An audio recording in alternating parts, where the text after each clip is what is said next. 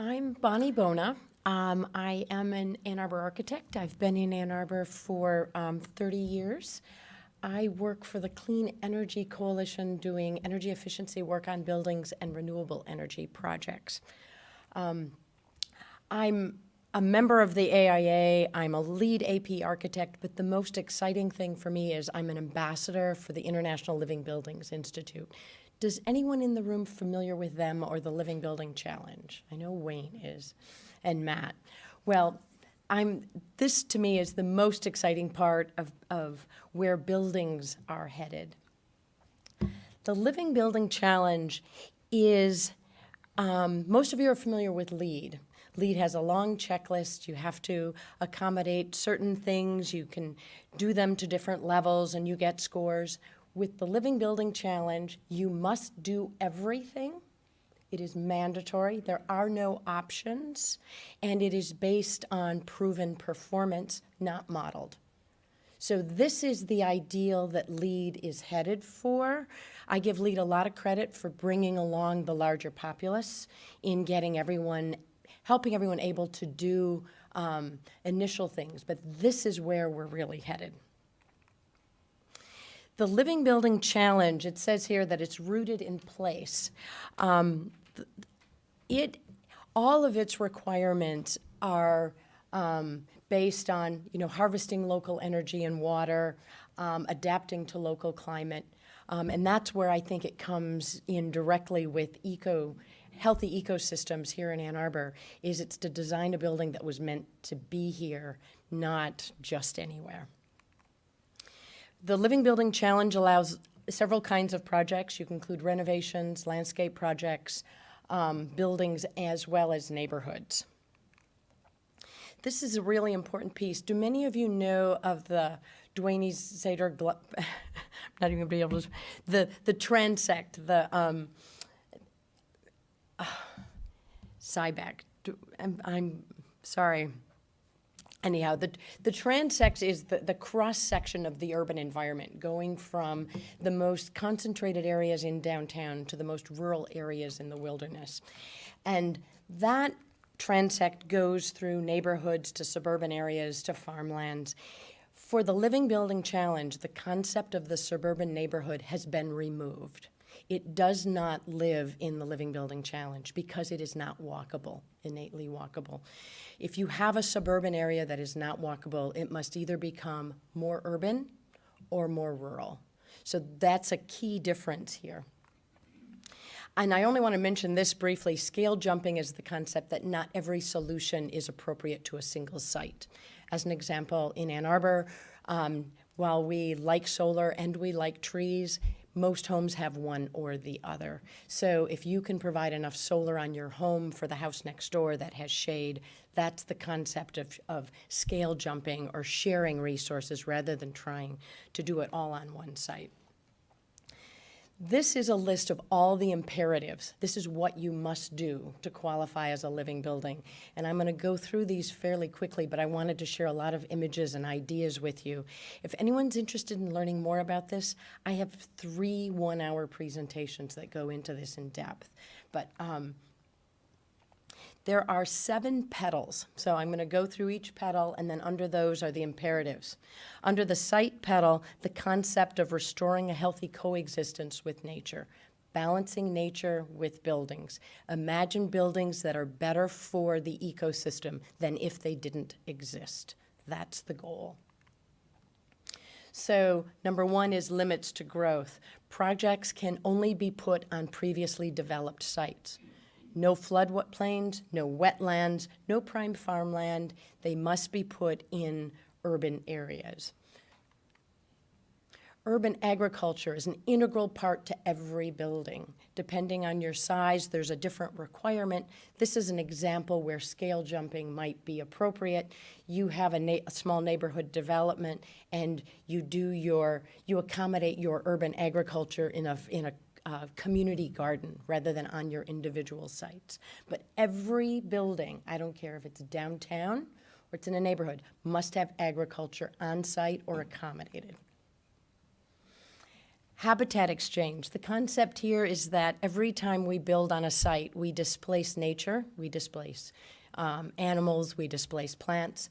Every project must put into a preserve an equal amount of habitat to their building site. So if you have 1 acre that you're building on, you must also preserve an acre in perpetuity.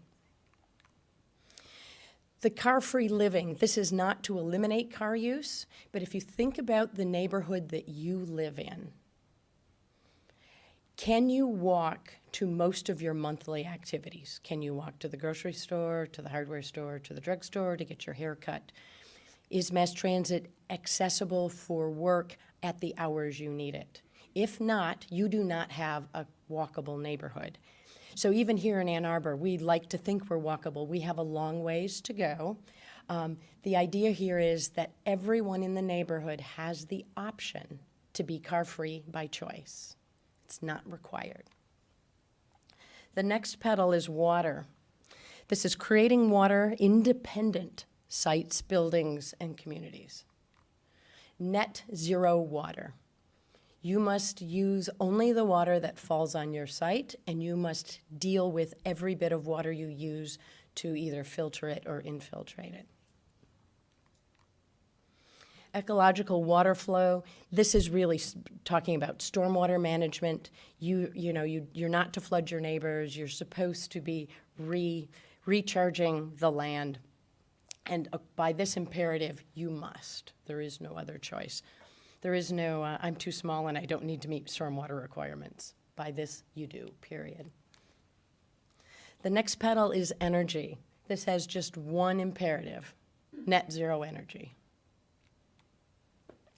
You must produce all of the energy you need for your building on site. You must reduce your energy usage by 60 to 80% from an average of a similar use type for your building. Once you reduce it by 60 to 80%, you can then replace that with renewables. Either on-site, they do allow a small percentage that can be off-site. Health, this is maximizing physical and psychological health and well-being. Civilized environment. Every human-occupied space must have access to natural light and fresh air, period. In addition to that, they require that every occupant be given full control of their space. So you can adjust the light level, you can adjust the temperature, you can adjust the fresh air. Healthy air, this is about primarily the contaminants in the air. Most of this interior contamination, which they describe here as respirable suspendable particulates and total volatile organic compounds. Most of that comes from the building materials and the furnishings. So we need to not have it in the building materials and furnishings. Biophilia. Does anyone in here not know what biophilia is? I feel like in Ann Arbor, probably everyone knows what biophilia is. This is our innate need to connect with nature. This means we need to be, this is why we all say what I really want to do is take a walk in the woods and why I want to see trees outside my window. It has been proven that we function better when we're connected with nature, not just on our way home, but as much during our day as possible. This is the biggest deal for buildings, is materials. So there's the greatest number of imperatives here. But this is endorsing products and processes that are safe for all species, humans and all species, now and in the future. First is the red list. These are identified as the worst-in-class materials of chemicals that include carcinogens, persistent organic pollutants, bioaccumulative toxins, and endocrine disruptors. There is a red list. You cannot use any product that includes these ingredients in your building. There are some, there are some small allowances for when, say, there's a structural adhesive that is available in no other way, but you must be an advocate to change that in industry if that happens. This is about the fact that you have to buy out the carbon footprint of all the embodied materials in your building. What did it take to produce all those materials? Responsible industry is about advocating for certified materials that come from sustainable resources like sustainable forests. Appropriate sourcing, this is all about regional sourcing. It's about having materials available, products available, and the knowledge base in your community to take advantage of local materials. Conserve and reuse, this is about finding the opportunity in what we always considered waste. You cannot waste anything. If you demolish a building, you have to find a place for all of it. Equity, supporting an equitable world. One of the things, well, actually, that's the next one, excuse me. Human scale is about going from a car-centric to a people-centric scale. Democracy and social justice is about not having gates, not having private roads, not having bridges that are only access to private property. It's about public space that's shared. Rights to nature, I think this is pretty self-explanatory. You shouldn't take your neighbor's water. And then the last is beauty. This is all about making beauty an integral part of every design component. And inspiration and education is about the responsibility of every living building to educate and inspire more living buildings. With that, there are 110 projects registered across the country. There are 6 living buildings that have been certified so far. And there's another 10 that they must prove 1 full year of performance before they can be certified.